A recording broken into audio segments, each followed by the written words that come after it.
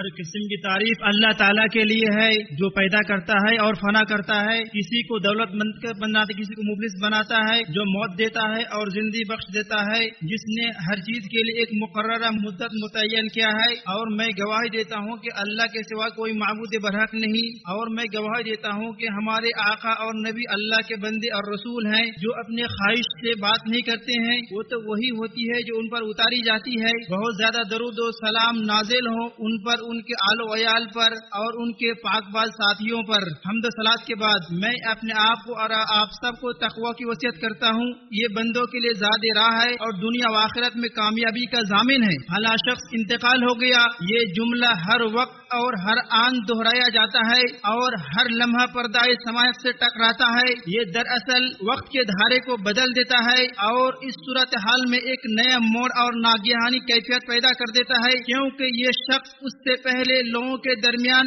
آمد و رفت کرتا تھا، خواب و خیال اور آرزوؤں کی دنیا کی سیر کرتا تھا، امیدوں اور توقعات کے ساتھ زندگی بسر کرتا تھا اور اپنی دنیا اور گھر میں اپنے اولاد و خاندان کے ساتھ مست و مگن تھا۔ وہ امر و نہی کا مالک تھا، زمین پر اتراتے ہوئے چلتا تھا، لیکن جو ہی اس نے اپنی جان اپنے خالق کے سپرد کیا اور آنکھیں کھلی ہوئی ایک مردہ لاش بن گیا، اب وہ نہ اپنے لیے کسی چیز کا مالک ہے اور نہ ہی کسی چیز پر قادر ہے۔ اس وقت وہ نہ بڑا افسر رہا اور نہ ہی عظیم سلطنت کا تخت نشین، بلکہ سارے القابات چھن گئے، سارے اعزازات اور تمغے دھرے کے دھرے رہ گئے، بلکہ ایک سفید لباس میں ملبوس ہو کر اپنے اسی وارث اور عظیم الشان محل کو چھوڑ کر نکل گئے اور مٹی کے نیچے دفن ہو گئے۔ اور جب آپ کسی شخص کو کپڑے میں لپٹا ہوا مردہ حالت میں دیکھتے ہیں جو اپنے لیے نفع کا مالک ہے اور نہ نقصان کا، تو آپ کے سامنے یہ حقیقت عیاں ہو جاتی ہے کہ انسان کس قدر کمزور ہے، چاہے وہ کتنا ہی کبر و عناد میں مبتلا ہو جائے، اور وہ کس قدر وہ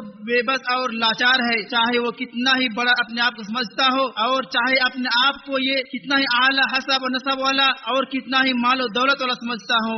یہی اس کی دنیاوی زندگی کا خاتمہ ایسا ہی ہوگا۔ انسان جب جہاں کہنے کے عالم میں ہوتا ہے تو لوگ اس کے ارد گرد جمع ہو جاتے ہیں، اس کی حالت اظہار کو دیکھتے ہیں، اس کی جان بچانے کے لیے ہر ممکن جتن کرتے ہیں، ڈاکٹر کو بلاتے ہیں، لیکن مریض حال زبان سے کہتا ہے کہ آج مجھے ڈاکٹر فائدہ نہیں پہنچا سکتا ہے۔ موت کا یہ وقت مقرر ہے اور یہ فیصلہ اٹل ہے، بلکہ اس وقت پوری انسانیت عاجز دار مادہ نظر آتی ہے، جبکہ وہ اس بات کی شدید متمنی ہوتی ہے کہ کاش ایک گھڑی یا ایک لمحے کے لیے موت کو ٹال دیے جائے۔ یہ الہی معجزہ اور خالق کی قدرت کی نشانی ہے۔ اللہ تعالیٰ نے اپنی کتاب میں فرمایا، اور ہر قوم کے لیے ایک میعاد مقرر ہے، جب ان کا وقت آ جاتا ہے تو ایک گھڑی نہ پیچھے ہوتے ہیں نہ آگے۔ اور اللہ تعالیٰ نے فرمایا کہ بے شک اللہ ہی کو قیامت کا علم ہے اور وہی بارش برساتا ہے، اور وہ کسی نفس کو نہیں جانتا ہے وہ کب اسے موت ہوگی، موت کب واقع ہوگی، روح کب قبض کی جائے گی، یہ سب صحیفہ غیب میں چھپا ہوا ہے۔ فلاں کا شمار اب مردوں میں درج ہو گیا، کل سے وہ اپنی نوکری پر نہیں جائے گا، اپنے آفس میں نہیں بیٹھے گا، اپنے بچوں کو گلے نہیں لگائے گا اور نہ اپنے عزیزوں اور دوستوں سے مل پائے گا۔ بے شک اس کے صحیفہ اعمال کو سمیٹ دیا گیا، اس کے ساتھ اس کی تمام امیدوں اور خوابوں کو بھی سمیٹ دیا گیا۔ پوری جائیداد اب وارثوں کی ملکیت بن گئی اور اس کا گھر بھی ترکہ میں شامل ہو گیا، کیونکہ موت نے بغیر کسی اجازت کے اسے آ دبوچا ہے، اور یہی حال تمام انسانوں کا ہے۔ اللہ تعالیٰ کا فرمان ہے، ہر جان کو موت کا مزہ چکھنے والی ہے۔ فلاں مر گیا، یہ ایسی خبر ہے جو دلوں کو بیدار کرتی ہے اور ایسا پیغام ہے جو یقینی ٹھکانے کی یاد دہانی کرتا ہے۔ عمر رضی اللہ عنہ فرمایا کہ ہر دن یہ کہا جاتا ہے کہ فلاں شخص مر گیا، فلاں کی وفات ہو گئی، اور ایک دن ایسا ضرور آئے گا جس دن کہا جائے گا کہ عمر کی وفات ہو گئی، فلاں مر گیا۔ یہ دل دہلا دینے والی خبر ہے، اور یہ خبر مزید تکلیف دہ اور درد انگیز ہوتی ہے جب یہ آپ کے والدین میں سے کسی کے موت سے متعلق ہوتی ہے، یا آپ کے بچے، آپ کے بھائی یا آپ کے عزیز دوست سے متعلق ہوتی ہے۔ لوگ اپنے ایمان کے حساب سے موت کی خبر پر صدمہ کو برداشت کرنے والے ہوتے ہیں، اور جس قدر ایمان دل میں راسخ ہوتا ہے اسی کے بقدر آدمی صبر و احتساب اور اللہ کے فیصلے اور تقدیر پر رضامندی کے دامن کو تھامے رہتا ہے۔ چونکہ وقت نامعلوم ہوتا ہے اور وقت جب آ جاتا ہے اور کل اسی کو دیکھنے والے کے لیے بہت قریب ہے، اس لیے اہل بصیرت بہترین توشہ کے لیے تیاری کا عزم کرتے ہیں۔ آدمی اپنی عبادت کا معائنہ کرتا ہے، اپنی درستی اور نیکی کی راہ کو جانچتا ہے اور پرکھتا ہے، خالق کائنات کے ساتھ اپنے تعلق کا جائزہ لیتا ہے، اپنے حساب و کتاب کی جانچ پڑتال کرتا ہے، اپنے عمل اور اپنی نماز کا جائزہ لیتا ہے، اس طرح دوسروں کے حقوق، والدین کے ساتھ حسن سلوک، روزے، زکوٰۃ، قرآن کی تلاوت جیسی عبادتوں کا اہتمام کرتا ہے، اور حرام کردہ امور میں اللہ کے حدود و قیود کے سلسلے میں اپنے موقف اور طرز عمل کا جائزہ لیتا ہے۔ حدیث میں اللہ کے نبی صلی اللہ علیہ وسلم نے فرمایا، جبریل علیہ السلام نے مجھے کہا، اے محمد، جتنا چاہے آپ جی لیں، بالآخر آپ کو مرنا ہے، جتنا چاہے اپنے دل لگا لیں، آخر آپ کو جدا ہونا ہے، اور جو چاہے عمل کر لیں، آخر اس کا بدلہ ملنا ہی ہے۔ بیہقی نے اسے روایت کیا، البانی نے اسے حسن قرار دیا۔ اہل خانہ اور دوست احباب غمگین ہوں گے، اور بیوی بچے درد فراق میں آنسو بہائیں گے، فطری طور پر اور حالات کے تقاضوں سے جیسے جیسے دن اور مہینے گزرتے جائیں گے، بہتے آنسو خشک ہو جائیں گے، دکھ مٹ جائیں گے،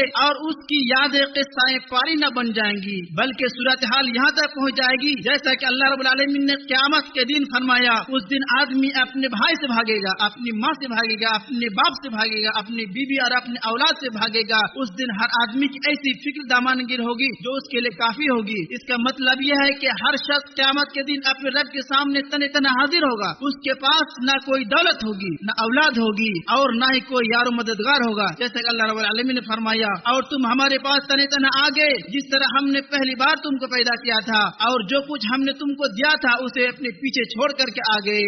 اور اس صورتحال کی مزید تاکید اللہ تعالیٰ کے اس فرمان سے ہوتی ہے، جس دن ہر شخص اپنی ذات کے لیے لڑتا جھگڑتا آئے گا، یعنی وہ اپنے لیے عذر پیش کرے گا اور صرف اپنے نفس کے دفاع میں لڑائی جھگڑا کرے گا، کسی دوسرے کی فکر نہیں کرے گا، ہاں وہ قریبی رشتے دار ہی کیوں نہ ہو۔ اور دنیا میں وہ جو ہیلا بازی اور مکر و فریب کر کے اپنی غلطیوں، کمزوریوں اور کوتاہیوں کو دوسروں کے سر تھوپ دیا کرتا تھا، یا برائی کرنے والوں کی کثرت اور اس کے انتصار کی وجہ سے محرمات اور منہیات کے ارتکاب پر جو جواب پیش کرتا تھا، اس کی یہاں کوئی گنجائش اور سبیل نہیں ہوگی۔ ہم یہ حقیقت کسی بھی شخص کی موت میں واضح طور پر نظر آتی ہے کہ جب اس کے محبوب اہل و عیال اور مشفق اولادیں اس کے جنازے کو اپنے کندھوں پر لے جاتی ہیں اور سپرد خاک کرنے کے بعد سب واپس آ جاتے ہیں، عمل صالح کے علاوہ کوئی بھی اس کے ساتھ باقی نہیں رہتا۔ عمل صالح ہی قبر میں اس کا ساتھی ہوگا۔ نیکی کرنے والوں کے لیے کتنا ہی اچھا گھر ہے۔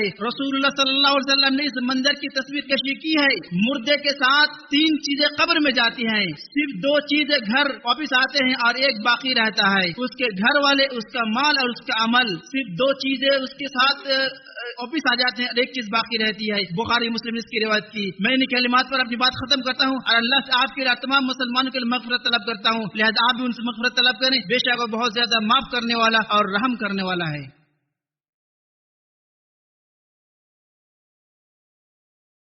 تمام تعریف اس اللہ کے لیے ہے جو دانے اور گٹلیوں کو پھاڑنے والا ہے، اور میں گواہی دیتا ہوں کہ اللہ کے سوا کوئی معبود برحق نہیں، وہ تنہا ہے، اس کا کوئی شریک نہیں، اور میں گواہی دیتا ہوں کہ محمد اللہ کے رسول ہیں اور لوگوں کی بھلائی اور رشد و ہدایت کی تعلیم دینے والے تھے۔ اللہ تعالیٰ کی رحمتیں نازل ہوں آپ صلی اللہ علیہ وسلم پر اور ان صحابہ کرام پر جو کفر و شرک کی ظلمت میں روشنیوں کے چراغ تھے۔ حمد و ثناء کے بعد میں اپنے آپ کو تقویٰ کی وصیت کرتا ہوں۔ کسی شخص کی موت کے بعد اس کے آثار و کارنامے حسن اخلاق اور نیکیوں کے تذکرے زبانوں پر جاری ہو جاتے ہیں، پڑوسی اس کے حسن جوار کی تعریف کرتے نظر آتے ہیں، قریبی رشتہ دار اس کی صلہ رحمی اور انفاق کے معترف، جبکہ فقیر و مسکین اس کے صدقات و خیرات اور احسانات کو یاد کرتے دکھائی دیتے ہیں۔ کچھ قومیں گزر جاتی ہیں مگر ان کے نامہ اعمال مسلسل میں بڑھوتری ہوتی رہتی ہے، صدقہ جاریہ، نیک اعمال یا اولاد جاری رہنے والے رہتے ہیں، جن کی وجہ سے ان کی نیکیاں بڑھتی رہتی ہیں۔ جیسا کہ رسول اللہ صلی اللہ علیہ وسلم نے فرمایا، جب انسان مر جاتا ہے تو اس کا عمل منقطع ہو جاتا ہے سوائے 3 اعمال کے،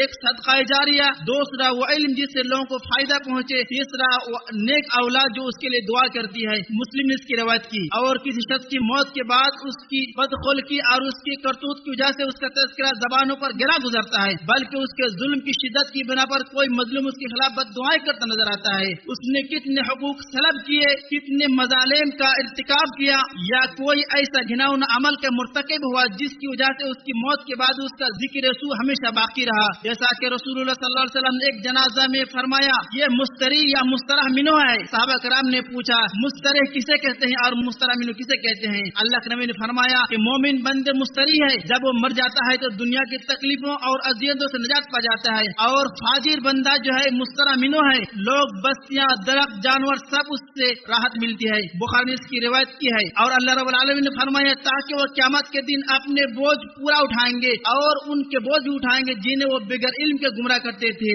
اور سن لو برا ہے وہ بوجھ جو اٹھا رہے ہیں. اللہ کے نبی پر درود السلام بھیجو. اللہ تعالیٰ نے حکم دیا ہے, بے شک اللہ اور اس کے فرشتے درود بھیجتے ہیں. اے اللہ کے لوگ اللہ کے نبی پر درود السلام بھیجو. اللہ کے نبی پر اور ان کے آل پر درود بھیجے اور خلفائے راشدین پر درود السلام بھیجے. اے اللہ صحابہ کرام سے اور ہم سب سے راضی ہو جا. اے اللہ ہم پر مدد فرما. اے اللہ مسلمانوں کی مدد فرما اور اسلام کی مدد فرما اور کفر اور مشرکین کے رسوا کر اور اس ملک کو امن والا ملک بنا دے اور تمام مسلمانوں کو. اے اللہ ہم تم سے جنت کا سوال کرتے ہیں اور ایسے قول و فعل کی توفیق سوال کرتے ہیں جو ہمیں جنت سے قریب کر دے. اے اللہ ہم ہر چیز کی بھلائی چاہتے ہیں, چاہے وہ جلدی ملنے والی ہو چاہے دیر میں ملنے والی ہو, چاہے ہم جسے جانتے ہیں یا جسے نہیں جانتے ہیں, چاہے وہ جلدی ملے یا چاہے دیر میں ملے, جسے ہم جانتے ہیں یا جسے نہیں جانتے ہیں. اے اللہ تو ہماری مدد فرما, ہمارے خلاف کسی کی مدد نہ فرما اور ہمارے خلاف تدبیر نہ کر, ہماری رہنمائی فرما اور ہم پر جو ظلم کر ان کے خلاف ہماری مدد فرما. اے میرے رب فلسطین پر جو مصیبت اور تکلیف آئی ہے